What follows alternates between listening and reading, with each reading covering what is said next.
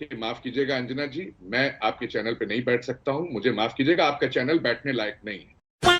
देखेगा। अरे हाँ भाई हाँ। चलो भाई देखो अब मैं क्या करता हूँ। मैं आज सिद्दीकी साहब आपके साथ शुरू करना चाहती हूँ। अभी मजा आएगा ना भिड़ो। जब वो कह रहे थे कि प्रधानमंत्री को वैसे भी अंतिम समय में काशी में रहना चाहिए, इसका क्या अर्थ है?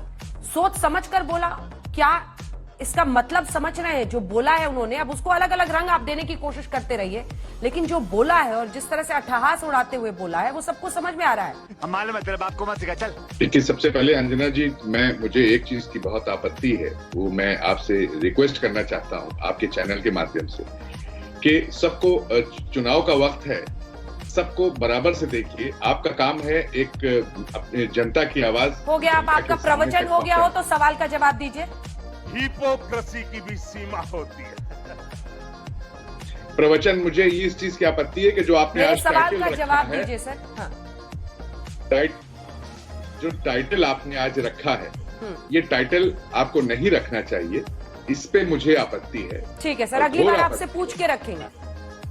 नहीं, बिल्कुल नहीं तो लोग ये कहेंगे, लोग ये कहना शुरू कर देंगे। आप चिंता मत कीजिए ना, अगली बार नाम भेजेंगे सर आपसे, कोई कुछ नहीं कहेगा, हम सबके आरोपों से बच जाएंगे। अगली बार समाजवादी पार्टी के दफ्तर में अखिलेश यादव के नाम पर एक चिट्ठी जाएगी हर रोज सुबह कि सर आज शाम में हल्ला बोल का ये नाम रख लें। फिर आप नावेद सिद्दीकी साहब अखिलेश जी से उस पर हस्ताक्षर करा दीजिएगा, फिर हम नाम रख लेंगे। अब प्रवचन खत्म, अब मेरे सवाल का जवाब। वाह बेटा, लगता है तुम गू खा के ही मानोगे। सवाल का जवाब मैं आपके जरूर दूंगा, लेकिन आपने मेरी बात का जवाब नहीं दिया। ये मुझे इस पे आपत्ति है, ये नाम नहीं रखना चाहिए। आप किसी एक की इमेज को इस तरह से खराब अपने सोच के जरिए नहीं कर सकती हैं, और मुझे नहीं लगता कि आपका चैनल कोई नहीं कर रहा है खराब।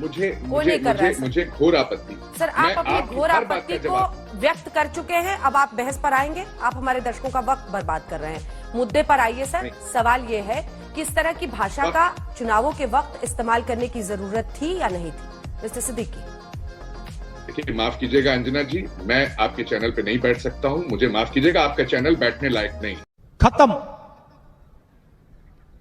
Bye bye, tata, goodbye, गया। इस वक्त दोस्तों गोदी मीडिया पर पूरी तरह छाया हुआ है नीतीश कुमार का फिर से पार्टी बदलना, लेकिन ये बात कोई नहीं बता सकता कि नीतीश कुमार पार्टी तो छोड़े, लेकिन पलटू चाचा कह करके उन्हें बदनाम किया जा रहा है। लेकिन बात किसी को समझ नहीं आ रहा है कि पलटू चाचा वो हैं तो मोदी जी क्या हैं, क्योंकि पलट तो वो भी रहे हैं, क्योंकि पिछले कई सालों से बयान देते आ रहे हैं कि पलटू चाचा के साथ फिर हम शामिल नहीं होंगे, लेकिन इस वक्त फिर अपने सत्ता के लिए पलटू चाचा के साथ आप भी तो पलट गए।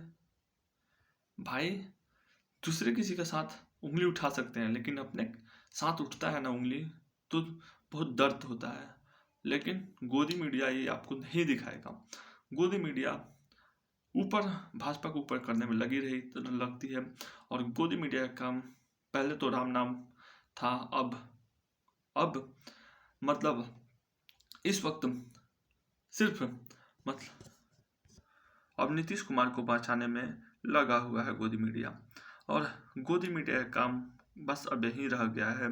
और गोदी मीडिया इस वक्त देश में सिर्फ नफरत और बेरोजगारी छाया हुआ है, लेकिन नफरत फैलाने का काम इस वक्त गोदी मीडिया कर रहा है।